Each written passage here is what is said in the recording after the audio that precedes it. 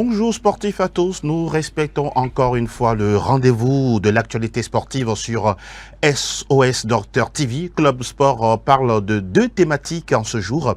Nous évoquons d'abord la Maramonde 2024, l'appréciation à faire sur le parcours du Togo, les analyses des matchs et puis les perspectives à venir au niveau de cette discipline dans notre pays. Dans la deuxième fenêtre, nous évoquons les éperviers U20 engagés dans la compétition du tournoi UFOAB. Justement, la dernière fois, les éperviers U20 ont fait match nul face au Niger. La prochaine sortie, ce sera face au Bénin ce dimanche. Voilà pour les thématiques du jour. Tout de suite, la première fenêtre et on retrouve nos invités pour les discussions.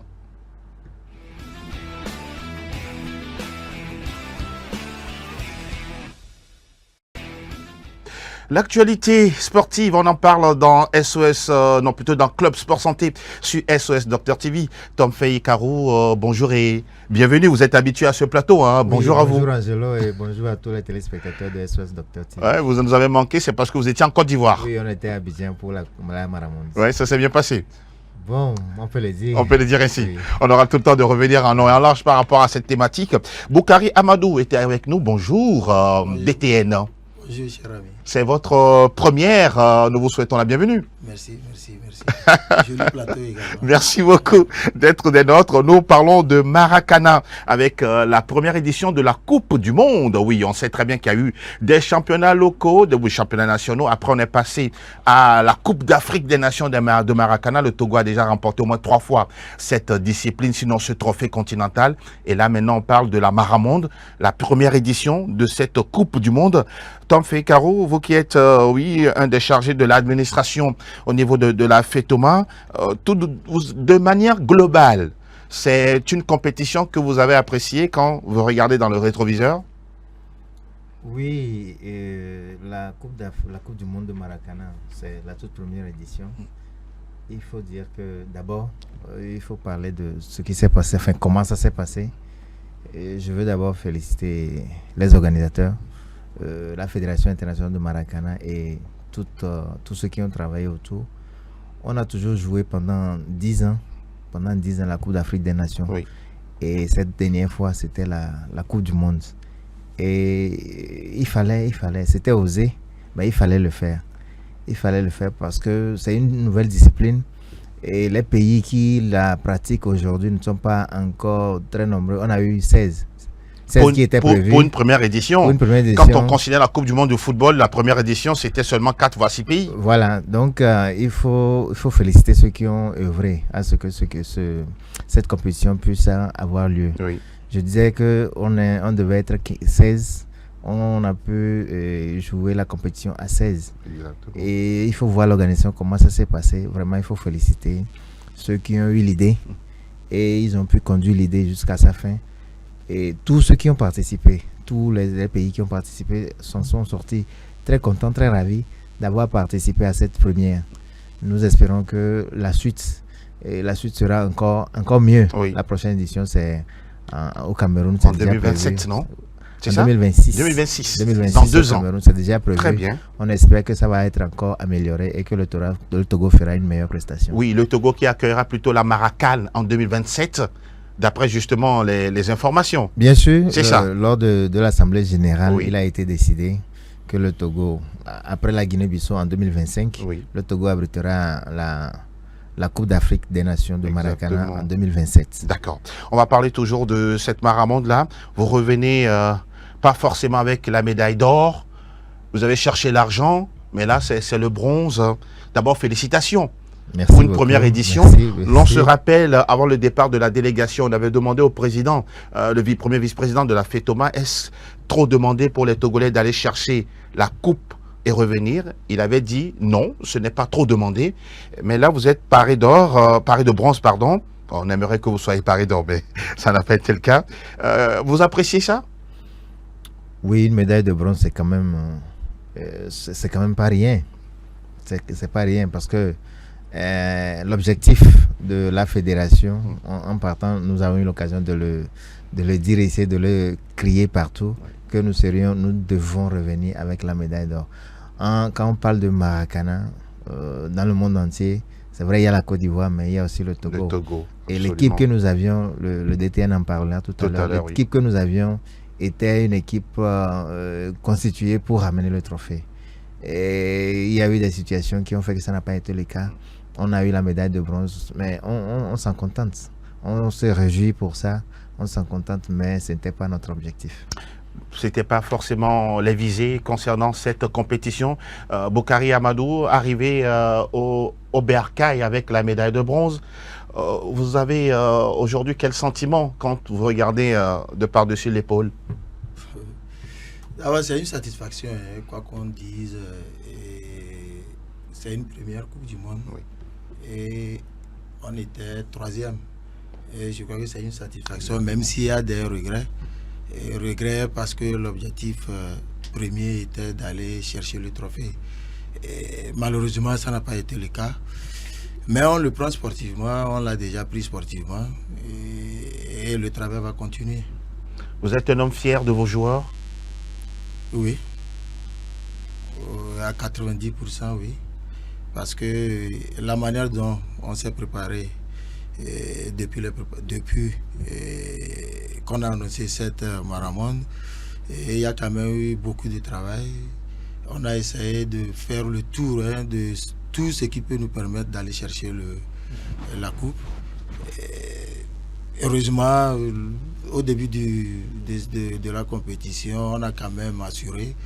Ils ont assuré.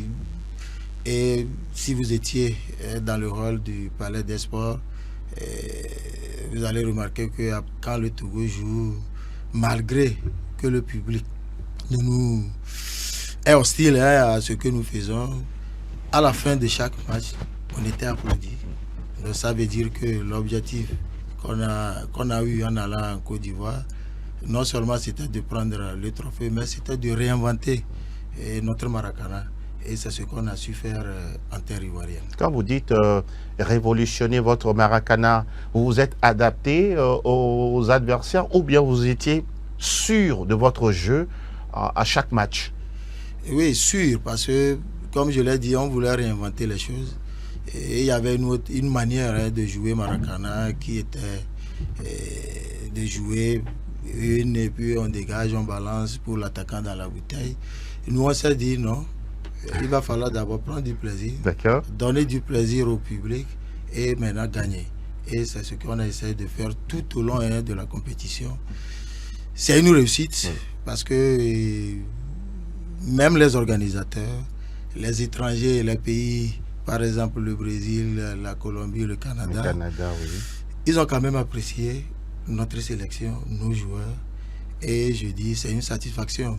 Si on peut continuer dans le même sens, je crois qu'à la prochaine édition, que ce soit Maracan ou Maramon, on reviendra avec le trophée. Alors, on va parler de cette rencontre de la 3e place. Vous avez gagné 5-4 contre le Canada. Ce match-là était plus difficile pour vous par rapport aux autres des phases de poule? Oui, pour deux raisons. La première, il faut reconnaître que le Canada avait également une bonne équipe. Et la seconde raison, c'est que juste après les demi-finales, on avait annoncé la cagnotte. Et je crois que ça a créé une émulation. Une certaine émulation. Ça a créé l'enjeu. Et il fallait chercher. Bon, voilà les deux raisons. Mais il faut reconnaître quand même que le Canada avait une très belle équipe. Exactement. Une très belle équipe. Et de par des années, quand on dit vous jouez contre le Canada, c'est que tout le monde était content. Bon, on se rappelle de la Maracan 2017. Nous y étions à Bamako, au Mali. C'était une équipe qui était en expérimentation. Mais aujourd'hui, ce n'est plus le cas. Non, tous ceux que vous avez eu la chance de voir à Bamako sont devenus tous des dirigeants. Aujourd'hui, c'est une nouvelle équipe. Et il va falloir compter sur eux lors des prochaines éditions. Parce que Canada, Belgique également, même si il y a quand même des choses qu'on ne comprend pas. Exact. C'est à corriger. Si ça ne se corrige pas, on risque de retrouver les mêmes personnes et ça serait difficile. Donc, mais nous, on a toujours su se préparer en tenant compte de nos forces, Voilà. en tenant compte de tout ce que nous savons faire, disons en termes de Maracana. Dans la discipline. Voilà, donc on n'est pas pressé non plus, mais on est sûr qu'on reviendra. Même doublé, pourquoi pas 2025-2026. Pourquoi pas. On va regarder le graphique témoin qui montre, oui, le score du Togo à la fin du match face au Canada. 5-4, 9 buts en tout dans un match de 3 tiers-temps dans cette Coupe du Monde. Waouh, ça ne se voit pas forcément, mais Caro, vous étiez dans les tribunes. Ce match, visiblement, était tendu pour les nerfs. Vous reconnaissez ça? Oui, c'était un match très tendu parce que chacun voulait repartir avec quelque chose. Le coach l'a dit, on avait déjà annoncé la cagnotte et tout le monde voulait revenir avec quelque chose. Pas nécessairement la cagnotte, mais une médaille. N'est-ce pas? Au moins être sur le podium. Exactement. C'était le plus important. Oui. Mais le coach l'a dit, mais il faut que j'insiste là-dessus. Le Canada avec une très bonne équipe. N'est-ce pas? Vous vous rappelez le premier match? Oui. Non, c'était la Belgique. Ils avaient joué contre je ne sais plus quelle équipe, ils avaient gagné un lourd score. Oui. Et donc, c'était une équipe à prendre au sérieux. C'est ce qui a fait que le match était assez tendu comme ça. Et puis, le score, 4 buts à 5 ou bien 5 buts à 4, au Maracana, ça va vite. Hein. N'est-ce pas? Je me rappelle, c'est comme la France a été battue par 6 à combien? 7, Même 6, notre premier match, on a dû battre la Guinée-Bissau par 6 buts à 1. Au Maracana, ça va très vite. Ça va vite. On va parler désormais du décryptage, vous faire le décryptage match par match parce que vous n'êtes pas arrivé à la 3e place comme ça. Vous avez dû gérer match par match. D'abord, le premier match, justement, face à la Guinée-Bissau, c'est vrai que vous aviez déjà la maîtrise, sinon l'expérience du Maracana, mais vous vous méfiez quand même de l'équipe en face. Oui, comme le SG vient de le dire, au Maracana, ça va vite. Donc, il faut faire attention à tout adversaire. Hein. Mais on était confiants, on était serein, on était sérieux, les joueurs étaient sérieux. On s'est dit, il va falloir qu'on commence de la plus belle manière cette compétition. Oui. Et heureusement, bon, ça a marché. Donc félicitations. Avec la manière. Avec la manière, toujours. Moi, c'est toujours avec la manière.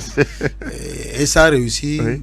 Et là, la confiance s'est installée. Oui. Et avant le match contre le Burkina, qui était un habitué de la compétition. Donc, face au Burkina, les consignes, on a essayé de durcir un peu les consignes. Oui. Parce qu'on devrait être défensivement très fort. Oui. Tout en faisant notre jeu. Donc, c'était deux choses. Et c'était pas facile. C'est là où je dis bravo aux joueurs. Aux joueurs, oui. Ils ont su le faire. Vous avez vu le match. Et c'était tendu également parce que c'est le Burkina. Exactement. Ils nous ont imposé un défi physique. Heureusement que nous étions en place. Oui. Il y avait du répondant. Et à la fin des 30 minutes, on était sorti vainqueur. Exactement. Et en même temps, on avait notre qualif pour le second tour. Maintenant, face au Sénégal, bon, peut-être ça a fait couler beaucoup d'encre. Ah oui, ça. Vous savez, on était la seule équipe en terre ivoirienne qui a fait jouer tous ces Maracaniers.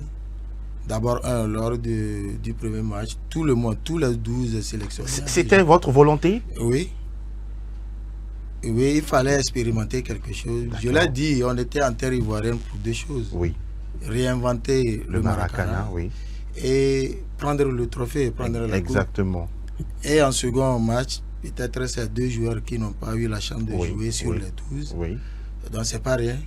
Ça c'est vrai. Voilà, donc. Et au troisième match, il y avait quelques blessures. Oui. Bon, de loin, vous ne pouvez pas Inattendu. Inattendu, bien sûr. De loin, on ne peut pas comprendre. Mais nous qui étions là-bas, on a su gérer, il fallait gérer. Il fallait faire reposer certains à cause de leurs blessures. Exact. Parce que le prochain tour s'avère très compliqué. Absolument. Donc c'est ce qu'on a essayé de faire. Mais ça n'a pas dénaturé notre Maracana. Seulement l'équipe sénégalaise avait déjà perdu son premier match. Oui. Donc, et avait déjà perdu ces deux premiers matchs. Donc il fallait un sursaut d'orgueil. Totalement. Voilà. Donc, mais vous n'avez pas sous-estimé le Sénégal quand même? Non, non, pas du tout. On s'est dit on va toujours respecter nos adversaires. D'accord.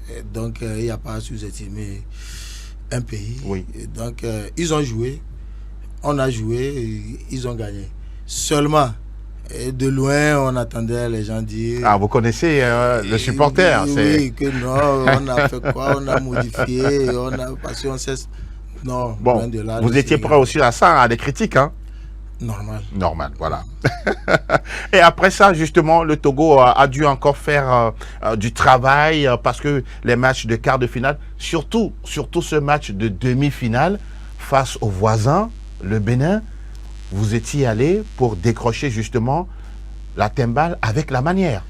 Oui, toujours avec la manière. Si vous regardez le match, on avait le match, la maîtrise totale du match. Seulement l'adversaire a replié, on savait qu'ils allaient replier. Et malheureusement, l'efficacité n'était pas au rendez-vous le jour-là. Le Bénin a-t-il changé son jeu? Non. Non. Sur la dernière Maracane, par exemple, par rapport à la Maramonde, il n'y a pas eu une progression? Non, il y a une progression. Il y a eu un léger changement. Oui. Peut-être dû aux juniors. Quelqu'un m'a fait une confidence disant que les Béninois ont pris le temps de lire le jeu togolais et s'étaient préparés pour ça. Non, la manière dont tu peux rien lire. Il faut être au sein de l'équipe pour pouvoir lire. Intéressant. Donc, ils ont tout fait, mais on avait quand même le contrôle du match. Seulement, le seul bémol, c'est que on a raté beaucoup d'occasions. Et malheureusement, sur cette action volontaire, si je peux le dire. Elle a fait beaucoup de polémiques. Hein. Je sais que vous êtes modeste, vous ne voulez pas en parler, mais le ballon n'était pas dans la zone. Ni le joueur dans la zone, mais le but a été validé. Et ça a fait mal, mais bon, on l'a pris sportivement le jour-là. Mais après, on s'est dit, les gens là, ils s'en foutent de nous. Ils nous parlent de la CFA, mais en réalité, c'est pour nous endormir. Et c'est la raison pour laquelle, lors du match contre le Canada, sur une erreur volontaire arbitrale, on s'est dit non, on ne continue pas. Vous avez contesté là? On a contesté, on s'est dit on continue pas. Et vous avez gain de cause?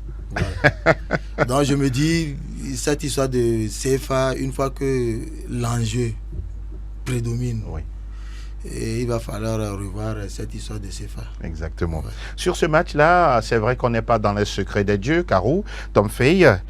Est-ce qu'il ne serait pas bien, avec le temps, de mettre par exemple la VAR sur des matchs de Maracana? Oui, évidemment. Peut-être avant de parler de la VAR, vous avez peut-être envie de parler du match du Togo contre le Brésil. C'était un des grands matchs que nous avons fait. Ah, d'accord. Le match des quarts de finale. Personne ne vendait cher la peau du Togo.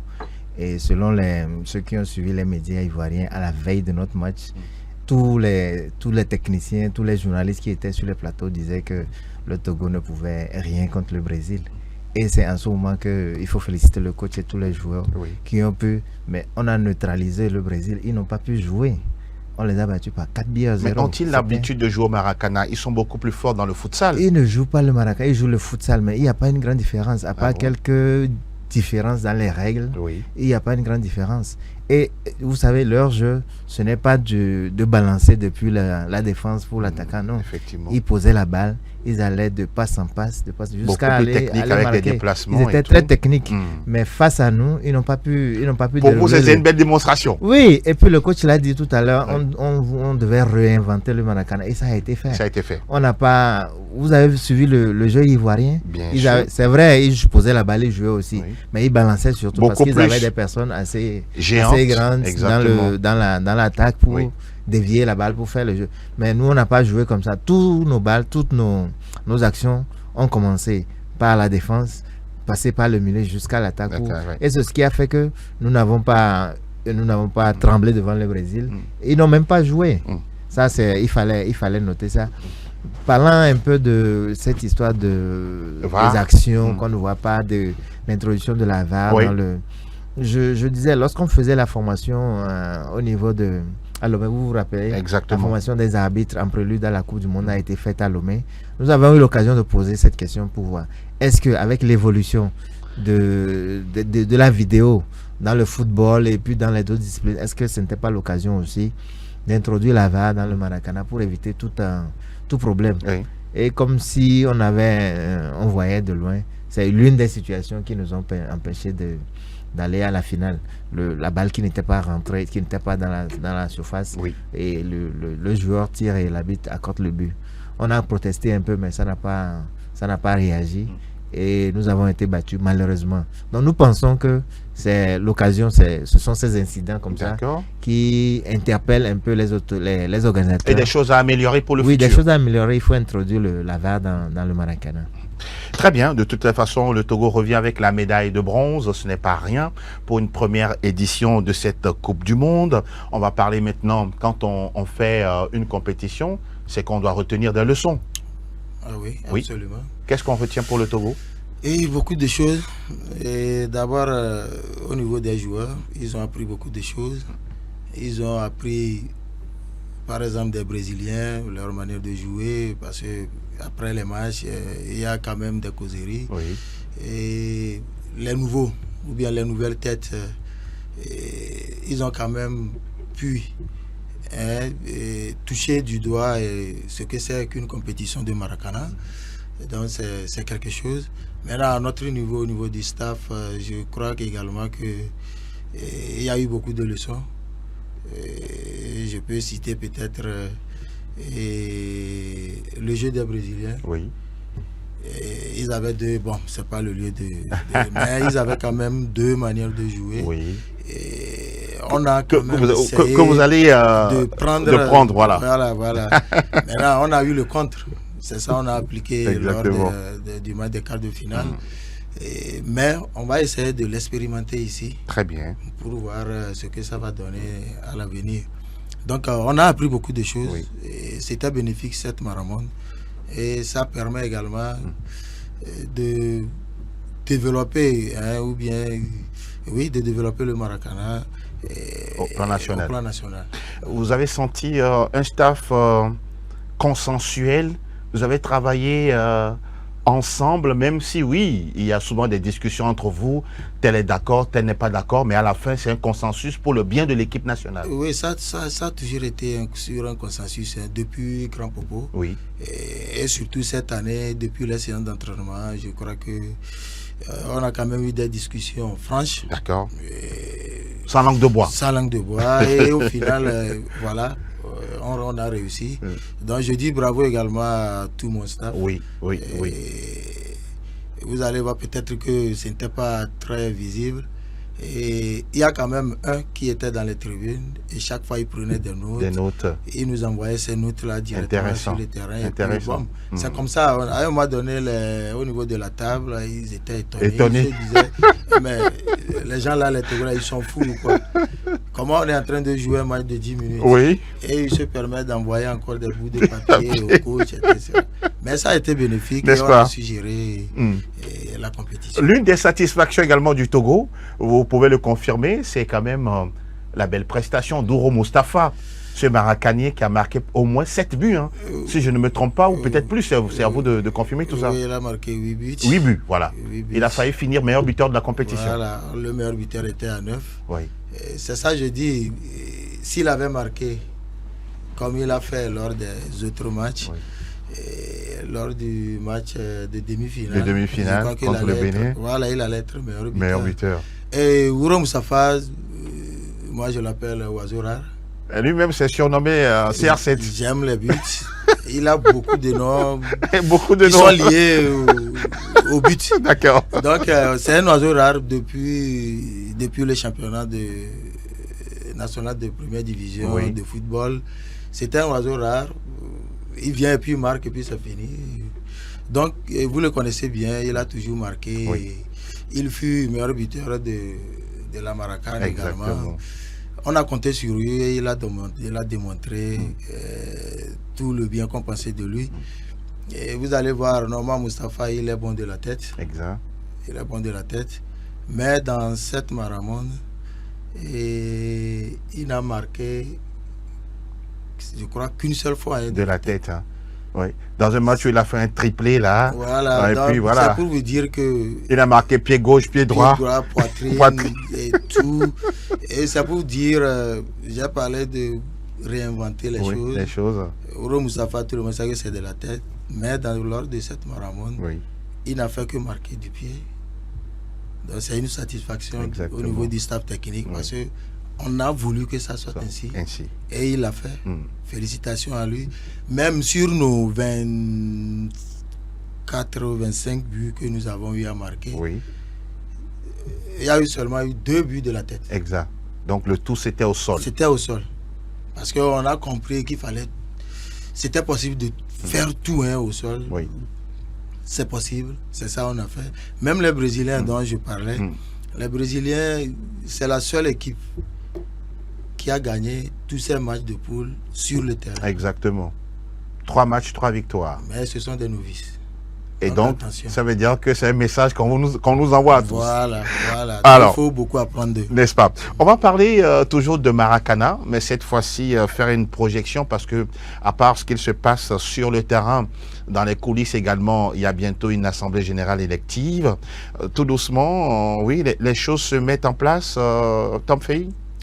Effectivement, dans 2 ou 3 semaines, le 16 novembre prochain, le corps électoral de la Fédération togolaise de Maracana sera invité pour élire le nouveau président. Le bureau en place a fait un mandat de 2 ans pour s'aligner sur les Olympiades. Effectivement. Il fallait réorganiser les élections. C'est ce qui va être fait à partir du 16 prochain, enfin le 16 novembre prochain. Et tout est en œuvre. Le chronogramme a été déclenché depuis plus de 2 ou 3 semaines. Et demain déjà, il y aura la clôture des dépôts de candidature. Et donc, dès que les candidatures sont déposées, il y aura l'ouverture et puis tout va suivre. Donc, dans nos programmes, il y a les élections à faire, mais aussi le championnat à terminer. Ah voilà, la phase nationale. On y travaille. Très bien. On devait jouer la phase nationale le samedi. Normalement, c'est le 19. Aujourd'hui, normalement. Aujourd'hui.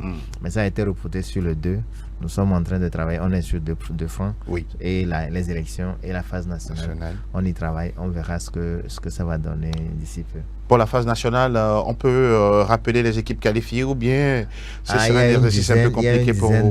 Une dizaine de clubs qualifiés. Qui viennent également de l'intérieur du pays. Il y a Tinga de Kara. Mac de Palimé. Pima de Atapame. Boulessou d'Anéro, de Lac, Anéro. À Lomé, on a EDL, Flamengo, Elite, Botafogo, Rangers, je crois. Voilà. Et puis 2 ou 3 autres. Ce qui est sûr, ce sera une phase nationale. Voilà, y compris les clubs de l'intérieur du pays qui seront à Lomé pour disputer justement ce championnat. Et c'est ça qui va boucler les activités de l'année 2024. Oui, effectivement. D'accord. Rappelez-nous déjà la date de l'élection à la fête Thomas. Le samedi 16 novembre. 16 novembre. Oui, dans la grande salle de la Fédération togolaise de football. 6 à Kégué, pour ceux qui connaissent bien l'endroit. Si on doit clôturer cette discussion, ce sera quoi pour vous, Bokari Amadou? Bon, c'est de dire merci d'abord aux médias.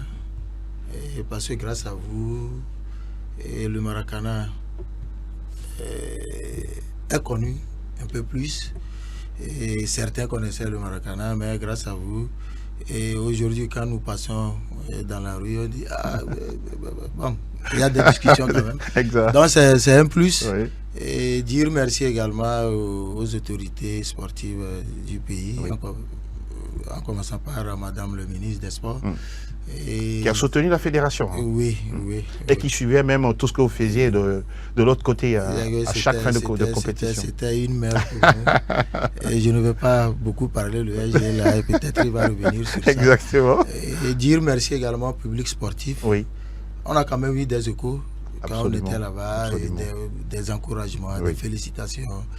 Et ça nous donnait un peu plus. Bon, c'était une source de motivation également. Et dire merci également à tous les présidents du club de Maracana. Absolument. Puisque sans eux, on n'aura pas de Maracaniers, on n'aura pas de pour participer. Et donc de continuer par investir dans le Maracana. Et Maracana, c'est une discipline d'avenir. Et on en a gagné des trophées continentaux. Et aujourd'hui, nous sommes encore mieux placés pour hisser le drapeau de notre pays, de notre cher pays, lors de ces compétitions-là. Tom Fei, si ce sera votre mot de conclusion, ce sera quoi déjà? Oui, on l'a déjà dit, il faut le répéter, féliciter le coach et pour avoir réinventé ce Maracana que nous avons suivi à Abidjan. Oui. Ce n'était pas, à grand propos, ce n'était pas la même chose. Exact. Mais cette fois-ci, même les Brésiliens, que tout le monde félicite, que tout le monde, devant qui on ne vendait pas cher la peau du Togo, ont reconnu que nous pratiquons vraiment un vrai Maracana. Ils disent que c'est le Togo et le Brésil qui pratiquent le vrai Maracana. Voilà, donc il faut les féliciter. Et puis, je tiens à ceci, les joueurs, on leur fait un peu moins de publicité. C'est vrai, c'est le Maracana, ça n'a pas un grand aura devant tout le monde ou bien le public. Mais on leur fait très moins de publicité. Quand on sort la liste, c'est à peine on donne leur nom à la radio ou à la télé. Je pense que prochainement, il va falloir qu'on corrige ça. Ce sont aussi des représentants au même titre que les autres qui représentent le pays. Prochainement, si vous le permettrez, je l'espère, qu'on puisse donner leur nom et à l'occasion. Non, mais c'est vous qui communiquez. Oui, nous, je journalistes. pense que nous n'avons pas assez bien fait. Ah, d'accord. C'est ce que vous reconnaissez. Oui. D'accord. On va mieux faire les prochaines fois pour eux. Voilà, communiquer les noms, le club de provenance et tout, pour faire justement leur promotion. C'est très important. Parce que sans Maracana, il n'y aura pas de Maracana. Il n'y en aura pas. D'accord. Et on n'aura même pas de on va corriger pour les prochaines fois. Voilà. Je continue pour dire merci à tout le monde, tous ceux qui ont. Quand on était à Abidjan, on voyait les vidéos, on voyait les gens autour des télés. Exactement. Criaient, voilà. Mais on n'imaginait pas que le Maracana, avec cet engouement-là au Togo. Mais évidemment, vraiment, merci. Merci à tout le peuple togolais qui a suivi cette compétition. Oui. Merci aux autorités, merci à Madame la ministre. Elle était toujours avec nous. Hein. C'est vrai qu'on dit les moyens financiers ne sont pas assez mise à notre disposition, mais elle était toujours là. Exactement. Avec tous ces techniciens, ils nous ont accompagnés jusqu'à arriver là où nous étions. Vraiment un grand merci. Et nous espérons que les prochaines fois, on va mieux faire. Vivement. On va mieux collaborer pour aller encore plus loin. Merci aux médias, merci à vous Angelo. On est toujours à SOS Docteur TV. On est toujours ici pour en parler. Et qu'est-ce qu'on serait sans vous? Oh, je vous en prie. Donc, on est une chaîne, merci, on est tout le temps entre nous. Merci à tous les autres médias et vraiment, on espère mieux faire pour les prochaines fois. D'accord. Voilà qui est dit, en tout cas pour le Maracana. On va être aux aguets des infos très bientôt pour l'AG et en même temps la phase nationale du championnat. On sera encore sur ce même plateau pour en parler, pour le bien en tout cas de cette discipline et surtout sa promotion sur l'étendue du territoire national et pourquoi pas son impact en Afrique et dans le monde. Merci Boukari Amadou. Oui. On se dit à très bientôt. Oui, merci également. Merci. On va continuer cette émission. La seconde fenêtre, dans quelques instants, on va parler des éperviers U20 en compétition du tournoi UFOAB. Le temps de passer le jingle écho des éperviers. À tout à l'heure.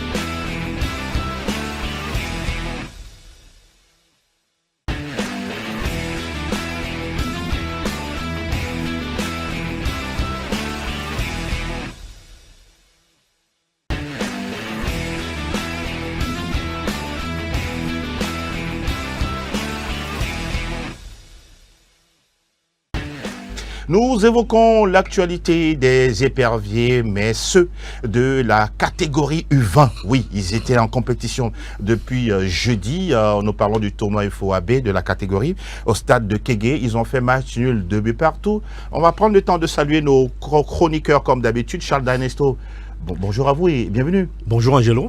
Comment portez-vous? Ça va. Vous êtes au Forum Moulin ces derniers moments? Ah oui. Bon, c'est de bonne guerre. C'est de bonne guerre. Et Thierry Tégué, bonjour. Bonjour Angelo, bonjour à tous les téléspectateurs. En forme? Ça va. Alors, messieurs, on va parler des éperviers U20. Voilà, le tournoi UFOAB qui bat son plein à Lomé, puisque c'est le Togo qui accueille la compétition. Charles, sur ce premier match, 2-2, c'est mieux qu'une défaite. Hein, c'est bon à prendre. C'est bon à prendre. Mais je pense qu'on pouvait faire mieux que ce match nul. Mais au même moment, je me dis, ça reflète réellement le niveau de notre championnat, un peu dans la sous-région. On a vu ASK battre l'équipe de l'ASFAN. On s'est dit que bon, que c'était d'un niveau d'un niveau un peu plus élevé. Oui. Mais avec les U20 du Niger, on a compris que en matière de football à la base, qu'il y a du travail qui se fait dans les autres régions. On a vu hier également même le match entre Burkina Faso-Nigeria. le match Burkina Faso-Nigeria, c'était hier. Le match entre le Ghana et le Bénin, on a vu le niveau. Je pense que c'est très important qu'on travaille à la base. Il y a beaucoup à dire par rapport à cette compétition. En termes d'âge des joueurs aussi, on va revenir là-dessus. Ça, c'est clair. De deux, le Togo qui était mené 2 fois, il a fallu avoir du caractère, du mental pour, en tout cas, avoir ce point-là pour débuter la compétition. Oui, même si on aurait souhaité retrouver une victoire, je crois que les hommes d'Ametokolo ont su quand même montrer plus de caractère sur la pelouse. Oui. Parce qu'en étant mené à revenir au score, encore on prend l'avantage sur nous. À 10 contre 11, on égalise pratiquement vers la fin du match. Exactement. Ça montrera suffisance que voilà, il y avait cette détermination-là. C'est ce qu'on demande au niveau de ces sélections du Togo, qu'il faut juste de la réaction en face de l'adversaire. N'est-ce pas dangereux d'être tout le temps dans la réaction? Oui, c'est dangereux, mais quand la réaction est de mise, elle s'impose. On y va. Il faut de la satisfaction à ce niveau. D'accord. Ça nous dit tout simplement que oui, dans la réaction, c'est également au début du match. Et que si vous mettez plus de pression, ça va venir ces buts-là. Mais on a l'impression que ces équipes togolaises, dans la réaction, c'est timide. C'est quand on nous pique qu'on se réveille. Et c'est dommage en football parce que parfois, ça ne marche pas vers la fin du match. Et là, on s'en sort indemne par rapport à ce match nul.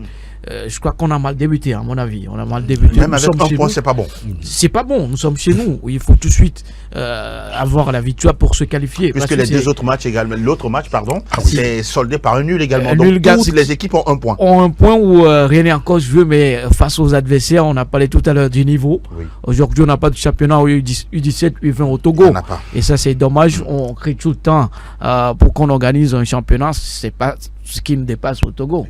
Mais dans la volonté, c'est pas encore tout à fait ça, j'espère. Quand on finira ces compétitions, on va essayer quand même de tirer des enseignements. Mais je me dis, c'est pas si mauvais que ça, mais on a mal démarré. Il faut tout de suite la réaction pour retrouver la victoire lors du deuxième match. Vous parliez tout à l'heure de ce match nul face au Niger. Pour vous, c'était pas mérité. Vous pensiez également, vous avez fait le parallèle, ASK Asfal. Oui. Ça veut dire que normalement le Togo devait également dominer le Niger. Effectivement, c'est que le Togo devait dominer le Niger.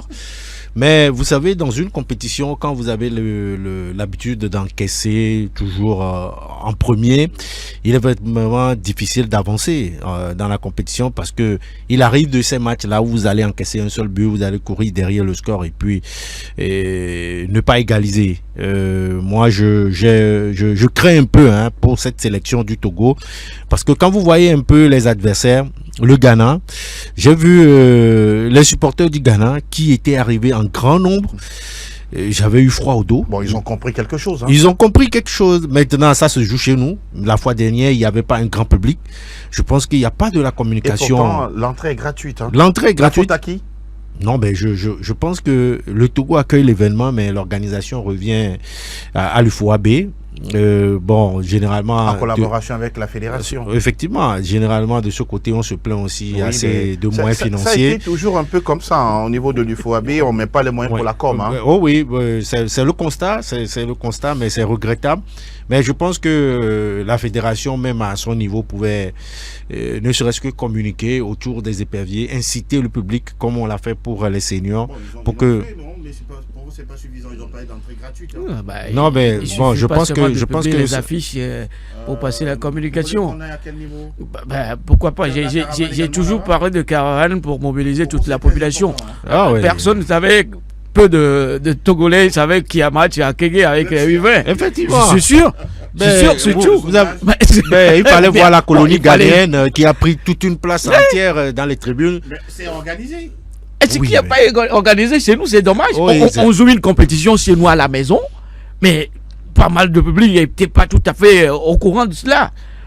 Bon, c'est bien vrai, nous on est des communicateurs, on sait, mais communiquer sur les réseaux sociaux, c'est différent par rapport à...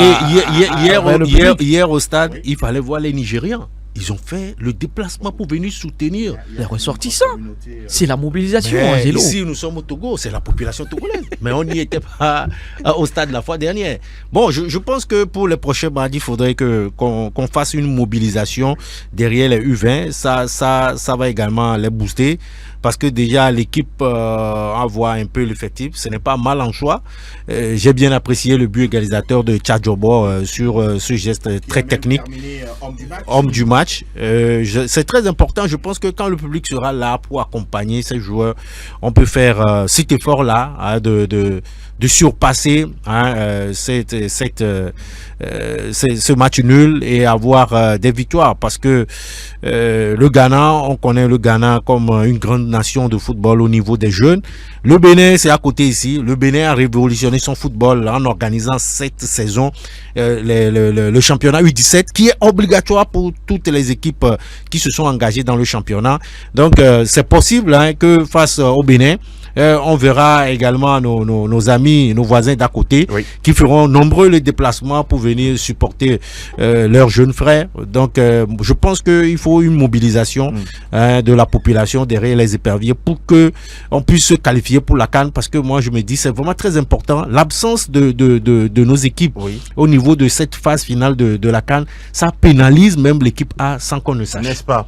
Et normalement ça doit être une progression. On commence par le bas étage pour terminer au niveau de la sélection Fagnon, mais malheureusement, on a l'impression qu'on ne veut pas tirer des leçons de tout ce qui nous arrive. Cela est dû à quoi? Ou je nous aurais quand même trouvé la solution tout de suite pour vous le dire.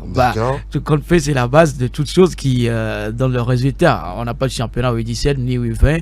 Quand on prend aujourd'hui la sélection sénégalaise, et la nouvelle génération est partie de là. Absolument. Au niveau des U17, U20. L'actuel sélectionneur du Sénégal a gagné la CAN U20, Pape Thiam. C'est juste une organisation sur le fil où on se dit que voilà, il ne faut pas franchir les étapes.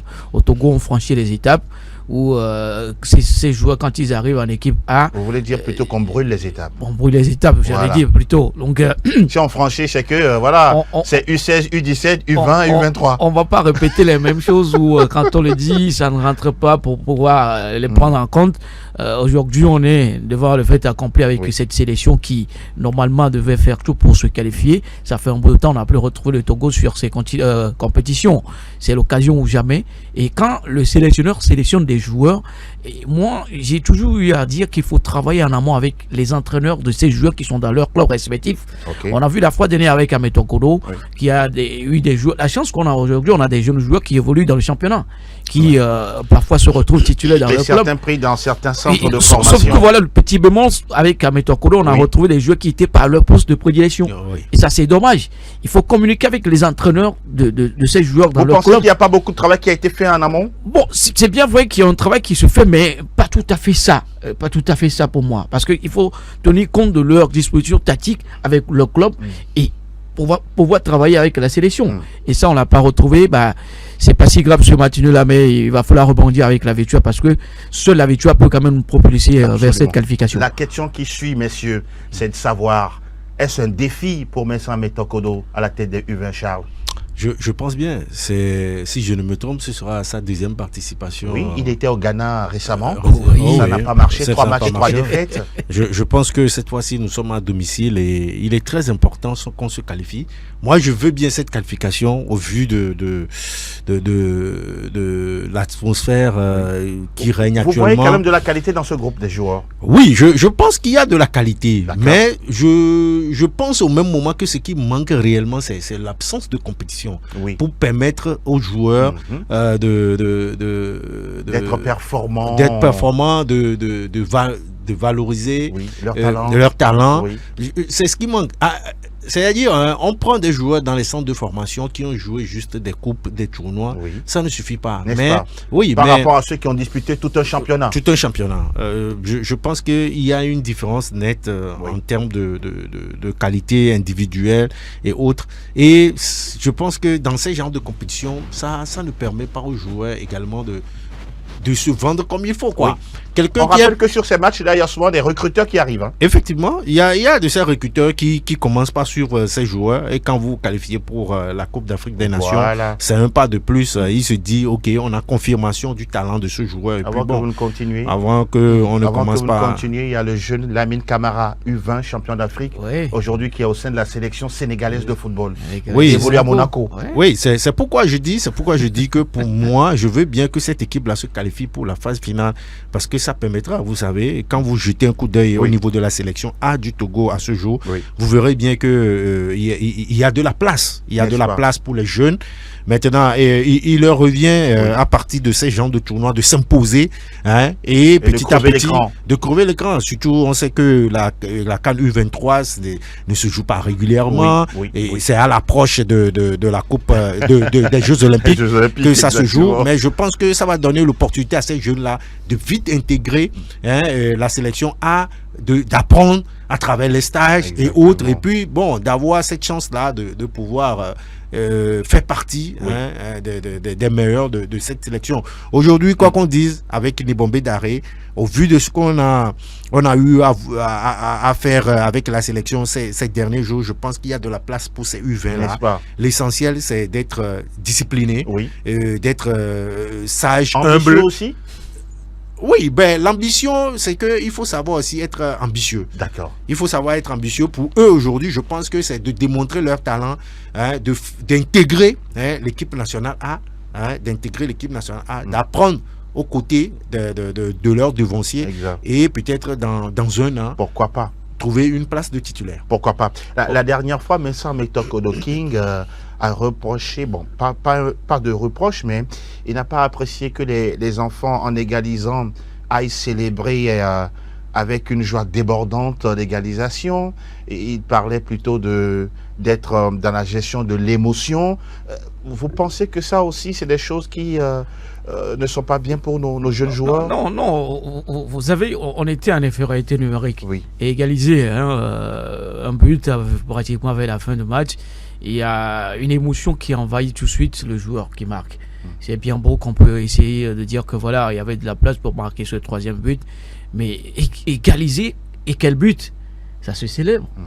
Et je ne vois pas un Cristiano Ronaldo égaliser avec ce geste acrobatique et aller prendre le ballon pour partir au rang central. Ah d'accord, il faut célébrer d'abord. Il faut célébrer d'abord. C'est des choses qui viennent naturellement. N'est-ce pas? On ne peut l'empêcher, tout simplement. Donc, c'est un discours à passer à ces jeunes-là, comme quoi, quand vous marquez dans de telles situations, c'est bien vrai qu'il faut célébrer, mais l'essentiel, c'est de tout de suite qu'on a la place pour aller encore marquer. En fait, c'est ce qu'il disait. Donc, de ne pas s'éparpiller. Oui, tout de suite, c'est un discours à passer en amont, en interne avec ces joueurs. Donc, c'est des jeunes joueurs qui aujourd'hui veulent célébrer. S'amuser sur le terrain. Effectivement, ce sont des jeunes naïfs, et il revient à l'entraîneur. C'est pour ça là qu'il est là. On l'appelle encadreur. Il est là pour encadrer les jeunes. Il est là, il doit crier pour leur faire comprendre que le but est déjà passé. Il faut revenir très rapidement dans le match, parce qu'il faut chercher à gagner cette rencontre. Mais je pense que ce sont des jeunes, et avec les jeunes, c'est toujours comme ça. Il y a la naïveté, surtout que c'est juste l'après-adolescence, 18 ans. Et donc, je vois sa peur. Mais au même moment, c'est son rôle. Il est là pour interpeller les joueurs à jouer convenablement leur rôle. D'accord. On va rester sur Ametoko Mensah King. Il a été déjà de l'expédition ghanéenne, ça n'a pas marché. Et là, il parle de défi pour lui-même. Il se met la pression, ou bien il est conscient de la situation? Non, il ne se met pas la pression, pas du tout. C'est tout simplement un défi à relever. En tant que sélectionneur, il a raté quand même une première mission où le Togo n'a pas été qualifié. Aujourd'hui, à la maison, c'est l'occasion ou jamais pour d'abord le sélectionneur qu'il est avec son statut, rentrer dans l'histoire. Et si ça ne marchera pas, il faudrait que les gens soient honnêtes. Ces sélectionneurs togolais démissionner et donner la place à quelqu'un d'autre, ce qui n'est pas de mise toujours au Togo. Aujourd'hui, s'il ne se qualifie pas, on va encore regresser. Donc, s'il veut bien sûr relever ce défi, c'est pas seulement dans les discours, dans la communication, il faut juste l'action sur la pelouse. Mais il a les qualités pour, non? Il a les qualités pour. On sait que voilà, on sait très bien, entre-temps, c'est vrai que encadrer un club de D1, c'est pas la même chose qu'une sélection U20. U20, il n'est pas tout à fait sur toute la pelouse pour pouvoir détecter ces jeunes joueurs. Aujourd'hui, il a la chance d'avoir un effectif en place. Il a eu des stages. Il a mis quand même des choses en place. le défi à relever à son niveau, c'est quand même donner la chance à ces jeunes-là de mouiller le maillot, et ça passe par la tactique. Moi, j'insiste sur la tactique pour un sélectionneur. La tactique, on l'a vu la fois dernière, où il a été en infériorité numérique avec la réaction, que ça en est suivi pour une égalisation. Donc, le défi aujourd'hui, c'est de faire qualifier le Togo pour la CAN. Rien à dire. S'il manque ce défi ou rate ce défi, bah, on reviendra pour quand même le juger, le critiquer. On rappelle que oui, Messa Metoko King veut tout faire pour permettre à ce que le Togo ait cette qualif pour la CAN U20. Pour l'instant, c'est également cet aspect-là. Le Togo n'a jamais encore participé à cette compétition. La phase finale de la voilà pourquoi vous appelez ça de tous vos voeux. Non, mais je pense que le Togo avait déjà participé en 86 et s'est qualifié pour la CAN U20. Oui. Oui. U20. Oh, oui, ça fait 86 à 2024, mon Charles. Bon, c'est beaucoup. C'est beaucoup. Bon, pour moi, je pense que, comme vous l'avez si bien dit, c'est un défi pour Messa Metokoro. Mais au même moment, je me dis, est-ce que les conditions sont remplies? Voilà. C'est là mon inquiétude. La preuve avec déjà le choix des joueurs. Oui. Comment c'est compliqué, pas de championnat de jeunes. Si le Togo se qualifiait, c'est le vœu de tout un chacun de nous. Regardons ensemble par exemple le graphique des joueurs retenus. Oui, bon, voilà, on voit des joueurs de l'AS Bina. AS Bina, c'est un gardien qui n'est pas titulaire. Par exemple en défense. ESA, c'est un centre, une association sportive de quartier qui en tout cas forme les joueurs et prête ces joueurs-là. Vous prenez des joueurs de Planète Foot. On a par exemple Koulani Babounet, lui il a marqué la dernière fois, il vient de Kakadel. Voilà, des joueurs en tout cas venus de Planète Foot, Eurafrica, du Ghana, CDF Aknou. Il y a Clédier Thibault, Claude qui a disputé le championnat D2. Oui, Tchadjobo Aminou de Espoir Foot qui a marqué la dernière fois. Ajavon Haïté de Mercantile en Espagne. Bon, en fait. Unchule Kodjo de Asco qui n'est pas titulaire non plus. C'est que tout ça. Oui, le défi reste en tout cas gros pour lui. Oui. Le défi reste entier. Et je pense que même au-delà de ça, si nos voeux sont que l'équipe se qualifie pour la phase finale, après la qualification, les joueurs, certains vont rentrer au centre de formation. Voilà. Et on se pose la question pour la suite. Voilà. Maintenant, ceux qui font partie déjà d'un club de D1 ou de D2, est-ce qu'ils auront le temps de jeu pour jouer le championnat, pour jouer un championnat, pour permettre à l'entraîneur de compter sur eux pour la phase finale? C'est également un autre problème. Alors que si c'est qu'il y avait un championnat de cette catégorie, là, on serait vraiment à l'aise. On allait se dire, même après la qualification, il y a la compétition qui se poursuit pour ces jeunes-là. Et c'est seulement à travers les regroupements, les stages, que l'entraîneur à Metokoro pourra encore avoir ces joueurs-là, travailler avec eux, travailler leurs manquements, ce qu'il faut corriger. Et je pense que c'est un gros défi pour lui et ce n'est pas facile. Beaucoup de courage à lui. On espère vraiment que les joueurs se donnent et se qualifient pour la phase finale de la CAN U20. La deuxième journée pour le Togo, ce sera dès dimanche. Avec Justin, on va regarder le graphique annonçant les matchs à venir parce que là, oui, on aura Niger-Ghana déjà un peu plus tôt et puis derrière, on aura le match Bénin-Togo. Oui, décidément, le Bénin, le Togo ne se quitte pas. Ça ne quitte plus, on dirait. Voilà, dimanche, le match a lieu à 19h au stade de Kégué. On verra ce match. Ah oui, mais il faut gagner. Oui, c'est un match à gagner si on veut bien sûr se on rappelle que toutes les quatre équipes ont un point chacune. Un point chacune, du coup, il faut prendre les matchs avec comme une finale pour pouvoir passer. Seuls les points qualifieront quand même ces équipes-là. Donc le Togo a plus droit à l'erreur si on veut bien sûr aller goûter aux délices de cette première qualification pour U20. Il faut gagner à tout prix et ça passe par l'organisation, la mobilisation de tout un public.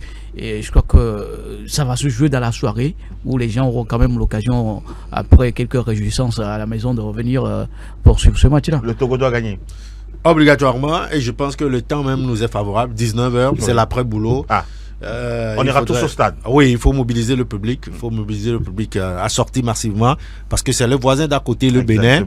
C'est très facile pour un Béninois de quitter midi Cotonou et arriver pour ce match-là et repartir juste après. Il faudrait que nous soyons nombreux derrière nos éperviers U20 pour les pousser à la victoire. Tous derrière les éperviers U20 ce dimanche au stade de Kégué. Le match a lieu à 19h contre le Bénin. Une victoire va permettre au Togo de mieux se placer pour la qualif pour le tour suivant. Charles, merci beaucoup d'être passé échanger avec nous. Ben, le plaisir est partagé. Merci aussi pour l'invitation. Et bon courage pour la suite. Merci beaucoup. Ben oui. Et Thierry, oui. encore une fois, merci à vous. Merci beaucoup. Ça, il faut beaucoup dormir. Hein. C'est bien terminé dans la bonne humeur sur SOS Docteur TV. Merci de nous avoir suivis. Merci également à l'équipe de la technique, justement, avec Fernand et Justin qui nous ont bien accompagnés. On se donne rendez-vous très bientôt pour parler sport sur nos antennes. À très bientôt.